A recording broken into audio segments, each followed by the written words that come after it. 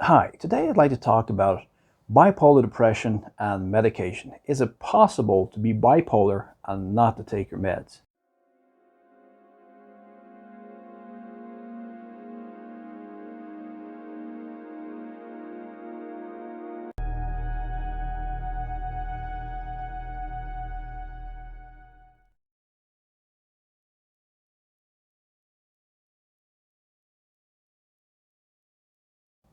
Hi, bipolar medication is a moot topic because a lot of people who are bipolar depressed are basically put on medication pretty much for life.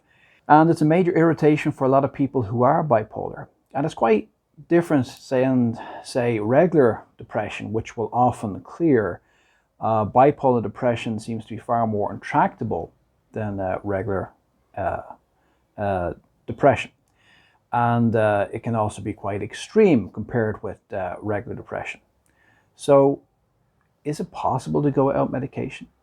The thing that we have to understand is that, in theory, all depression is copable without medication. The whole idea of taking medication for depression is really to get you, I suppose, to break the loop of, well, just it's kind of different from regular depression and bipolar depression. In regular depression, the idea of medication is that will break the loop of negative thoughts and get you out of depression. In bipolar depression, the depressive sweeps between a depressive stage and a high mania stage. And instead of it sweeping like this, it's more like a gentle sweep like this. So it's really just for control. Now, is it possible to go without? Theoretically, yes, it is possible to go without medication. But the question is, and I think this is where a lot of people get it wrong, especially with with mental, emotional health. You know, people happily take pills for diabetes. People happily take pills for blood pressure. They go to the doctor once or twice and then take pills for the rest of their life and never ask a question.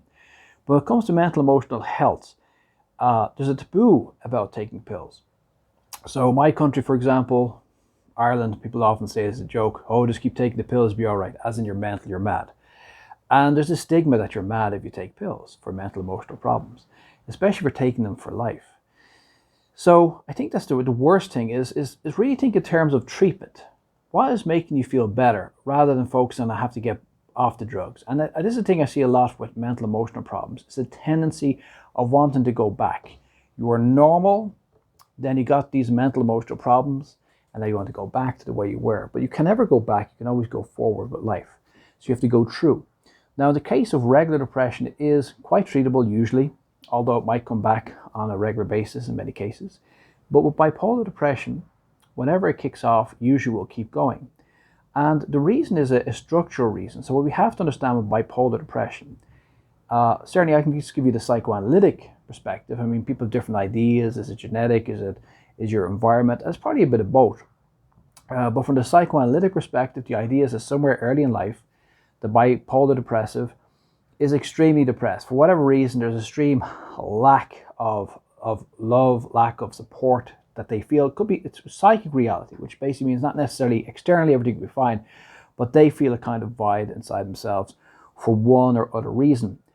And it makes them so depressed that their nervous system basically has to switch over into a mania stage to create homeostasis. So your body is all about homeostasis. Why is it you can't lose fat very fast? Is that your body's trying to maintain homeostasis. Otherwise, if you didn't eat for a couple of days, maybe go into shock and die. So your body's just trying to maintain, all right? So in the case of the bipolar depressive, early in life, the person is very depressed, but puts too much strain on the nervous system. So the subconscious mind, which organizes all this stuff in the background, flips you onto a manic stage. Now the person might not actually have bipolar depression as a kid or even a teenager, but usually somewhere between the teens and 20s, usually it will suddenly come out. So in other words, it's there. It's a bit like tooth decay. You know, the tooth decay is there for years, you don't feel it, and then one day you bite something and there's, the pain. So once it kicks off, then you're into this, okay, pendulum. And it would appear to be incurable. Now, I can't say for sure it's incurable. The general opinion in medicine is that it pretty much is. And it's kind of ranked as borderline with, you have actual things like schizophrenia here, borderline personality disorder, Over here, then you have bipolar disorder, because they're all structural. They're seen as structural. And then you have regular depression, which is just reacting to life problems.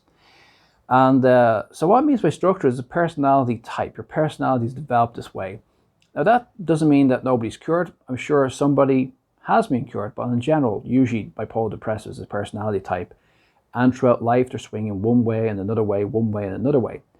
And the problem is that for a lot of bipolar depressives is today they're trying to learn Japanese and Spanish, and then tomorrow they're in their home sobbing uncontrollably. So it makes life very difficult to live. So this is the problem. And this is where the meds come in. The meds help that pendulum swing become more of a light swing. And that's where they're quite useful. And I would say to anybody, before you think of reducing or stopping meds, think in terms of, is this the appropriate action? It's about treatment first. So it's very hard to cure because of personality. The personality is formed by 8 years of age, and you can't really change your personality type. I can't say anything is incurable, but it's seen to be very rarely cured. It's basically structural. Okay. Can you go without medication? Well, theoretically, yes, because what is medication? Medication is stopping you from going here to here to going here to here. It's reducing the extremity. That's basically what medication is doing. So if you can control yourself, fine. And this is the problem with bipolar depression. The bipolar depressive will feel when they're on high, my depression's gone, I'm number one. It's very hard for them to reality check. And when they feel depressed, everything's gone. It's very hard. So if you're a bipolar depressive, to get off medication, you have to move to a stage of awareness when you're both when you are high and when you are low. And my suggestion would be, for a start, you'd want to have some kind of treatment program. But the problem is a lot of people, they go to their doctor and straight away their psychiatrist, they'll boom, on drugs for life, that's it. And psychiatrists vary a lot. You got some very enlightened psychiatrists who do lots of psychotherapy stuff, but all psychiatrists are not psychotherapists. Many don't do any psychotherapeutic training, and they're just into the drug angle. And it's hit and miss who you get. So first of all, are you bipolar? I mean, it shouldn't just be you're going like this and this for like a few weeks or a month or two. It should be over a period of time, and that you've assessed over a period of time that you're cycling back and forth, probably for years. The second thing then is when you look at drugs, you make sure that the psychiatrist should be monitoring and seeing how the drugs are working and that they're working well. The third thing is that, that you're not, you can change drugs as well. The third thing is that to come off of drugs, you should talk to your medical professional. They're usually not happy about it, but you could say, look, I just want to see if I can go off or at least reduce, okay? Because often they have side effects and people don't like the side effects. So you should really be thinking of doing it with them. The other thing is, before you can get there, you should really work on yourself. Ideal things for somebody who's bipolar depressed, or anybody on the planet really, is to do some work. I have another video that I talk about treatment plans and stuff like that. But things like maintaining a diary, working through your issues, doing some psychotherapy, group therapy perhaps, and self-reflecting and starting to learn about yourself, because that's what's going to help you. Because you're going to have to get off the drugs, you're going to have to get to a stage whereby you are self-reflective enough to realize, oh, I'm in the high, don't take it seriously. Oh, I'm in the low, don't take it seriously. Because the way off the drugs is to be so self-reflective that you're aware when you're going off the deep end. Okay? And so that you can bring yourself back in. And also when we talk about drugs, I'm not here to advocate taking off drugs. Taking off drugs has to be something with your doctor, your psychiatrist. Your psychiatrist is a doctor specialized in mental health. Between those two people, they're the only people who can advise you on drugs. I'm simply giving you, let's say, suggestions regarding is it possible, and also potential methodology. And potential methodology is to, number one, you should have an external observer. Get somebody or some people to observe and see how you're getting on, because the bipolar depressive usually lacks awareness in the highs and the lows.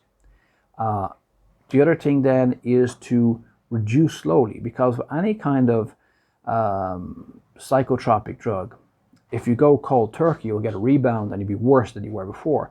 So if you're taking 2 pills a day, it becomes 2 pills a day, 1.5 pills tomorrow. After a week, it becomes 2 pills a day, 1 pill tomorrow. After another week, it becomes 1.5 pills today, half a pill tomorrow. Then it becomes 1 pill today, half a pill tomorrow. Then it becomes half a pill today, half a pill tomorrow. Half a pill today, no pill tomorrow. Quarter pill today, no pill tomorrow, no pill.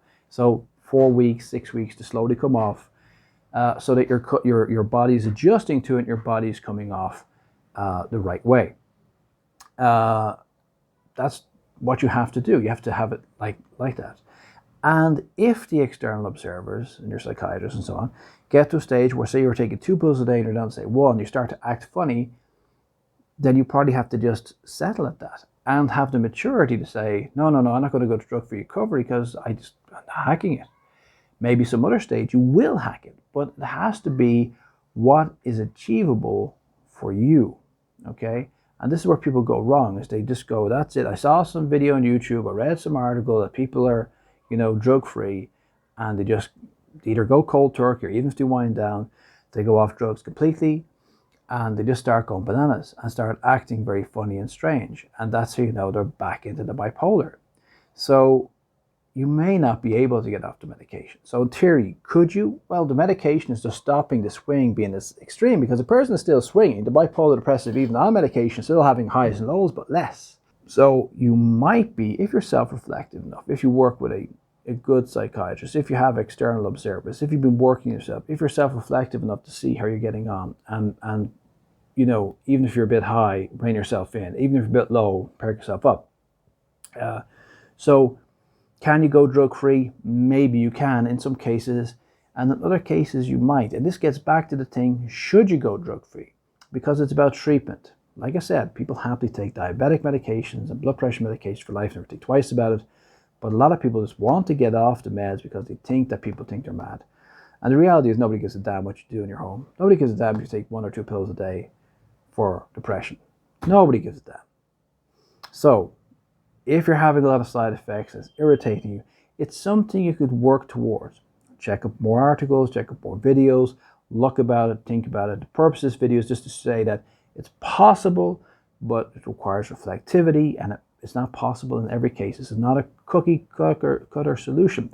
There's too many videos roaming around YouTube about you can lose 50 pounds in 2 weeks, and you can cure yourself of all sorts of diseases by taking this jungle mungo juice and all this stuff. No, you might be able to in some cases if you got the maturity and the self-reflectivity and inner strength to do so. An example I think of inner strength, I studied psychoanalysis, and the founder is a guy called Sigmund Freud. He had a mouth cancer for 30 years. He had a false tongue and everything. The guy kept going. That's inner strength. So you've got a lot more inner strength than you think. We've all got a lot more inner strength than we think. But can you tap that inner strength in this situation? If you can, fine. If you can't, that's also fine. Ultimately, the goal should be getting on with your life and being healthy and happy. And the other thing I'd like to touch on very quickly is with bipolar. Many bipolar people are creative. Many bipolar people have the potential of reaching great heights because there's, in the mania stage, is great focus, and often, this thing of the tortured soul, that in the height stages they can achieve something, they can see something that other people can't. So it's a blessing and a curse at once. So it's not so much what you have, it's how you deal with what you have. So if you go back to their video I was talking about, how you can treat depression and so on, I think that's a useful one to look at, okay? And to look at that, it's not about curing or being free of drugs, going back to the beginning. It's about whatever personality you have, whatever life situations you have, and working through them and integrating them and make the most of them.